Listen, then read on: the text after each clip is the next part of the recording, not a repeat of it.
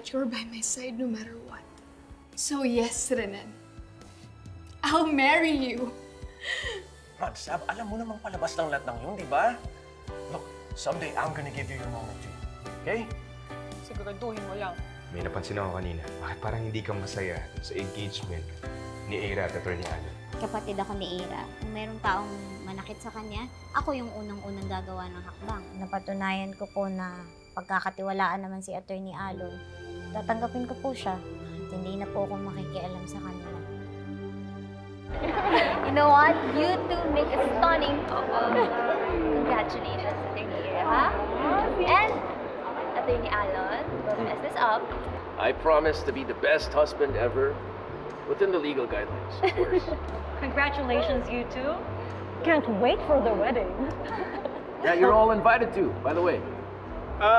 Attorney Allen, I don't believe you've met my wife, Patricia. Because last time you went to the house with Lilette, nakalis ka na bago pa siya bumaba. Patricia?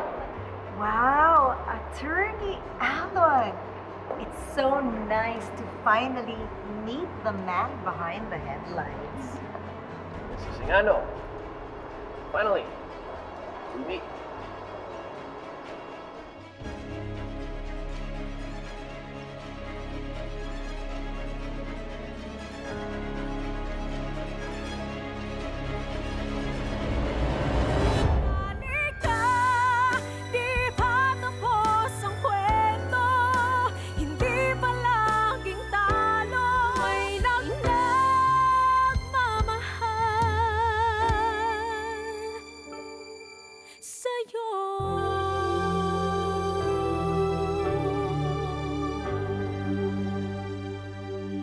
Oh, ba't bigla kayong natahimik? If I didn't know any better, it's like you two are plotting something already. Attorney Allen, just think of this as a pre-trial. No presentation of witnesses or evidence yet. Careful, Mrs. Singano. You know, they say the damnedest things often surface during preliminaries. Di ba? Hindi natin alam kung anong pwedeng ma-reveal.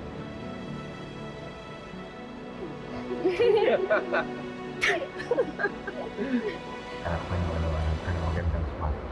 Ang harap eh. Gaya ito. Sige, gusto ko yan.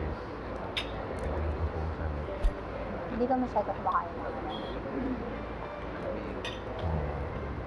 Misty, napapanis na laway mo dyan. Sobrang tahimik mo naman. Ano ka ba? Kinakabahan pa rin ako na hindi ko maintindihan eh. Dahil na naman kay Atty. Allen, no? Leslie, hayaan mo na. Kita mo naman kanina kung gaano kasaya si Ira. Tsaka, feeling ko naman, sincere si Atty. Allen. Ano? Si Atty. Allen. Binabati namin kayo, Atty. Ira. Atty. Allen. Congratulations. Congratulations. Thank you. Susunod, kasal niyo naman yung pupuntahan namin. Grabe, alam niyo, ang saya-saya ko at andito kayong lahat. Thank you talaga. Thank you. Kasi ako, sanay akong mag-isa. Actually, medyo malungkot nga minsan eh. Kaya, ayun, ang sarap pala sa pakiramdam na bigla may malaking pamilya na ako. Mula ngayon, tatlo na kami ni Era at Atty. Matias na magtatanggol sa inyo. Maraming salamat, Atty. Allen. At gusto ko rin sabihin sa'yo na welcome ka sa pamilya namin. Gusto ko lang din sabihin, maisingit ko lang na napaka-cute niyong couple. Hindi na bagay kay Atty. Tsaka buti wala kayong mga lipstick dito sa kwelyo. Atty.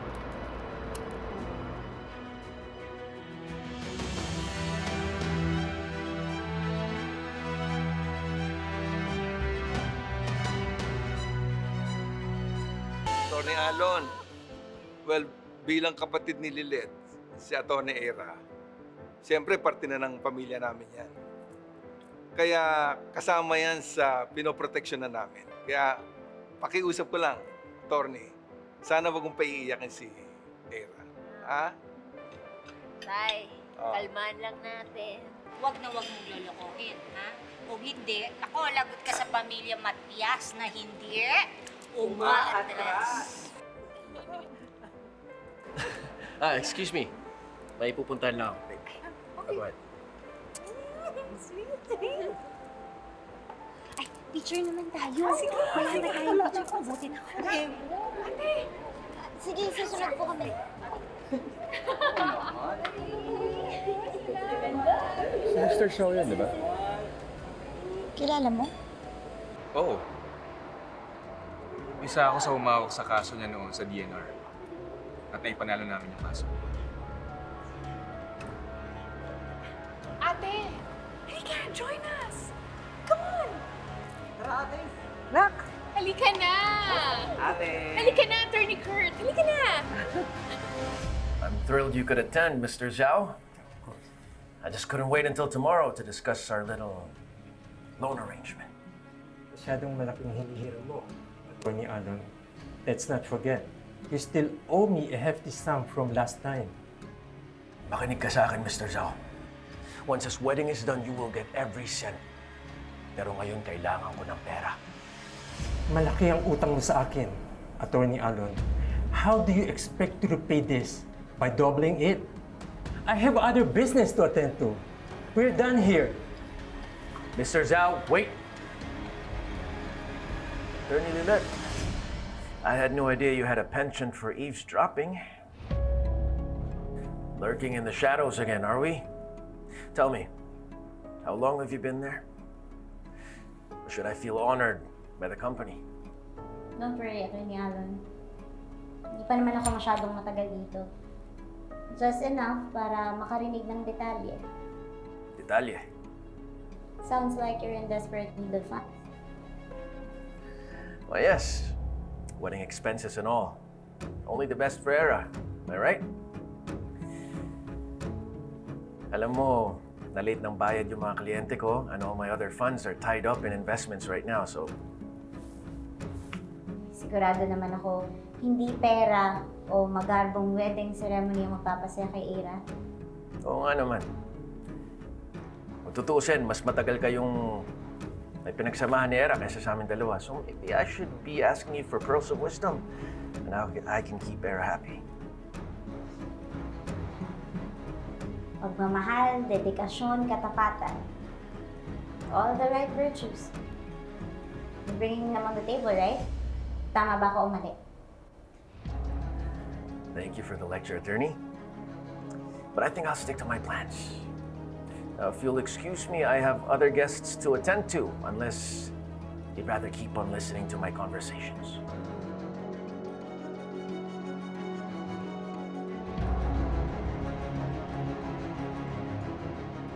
Pera? Kailangan niya ng malaking pera? Tapos may utang pa?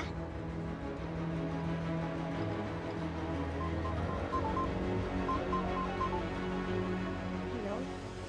Attorney Lilette Matias. Pwede ko po bang malaman kung sino to? Let's just say I have an information more important than my name. If you don't identify yourself, I'm not interested. May alam ako tungkol kay Attorney Renan Alon. Anong tungkol kay Attorney Alon?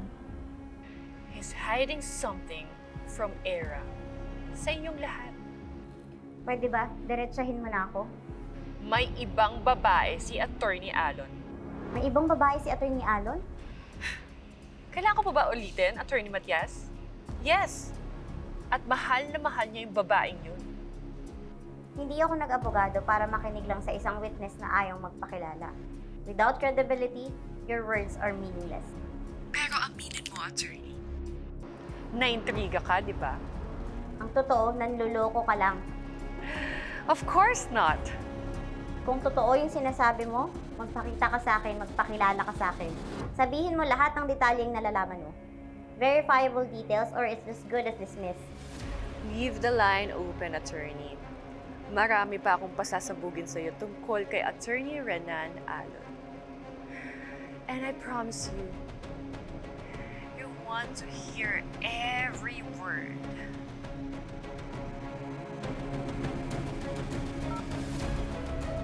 Hello? Hello?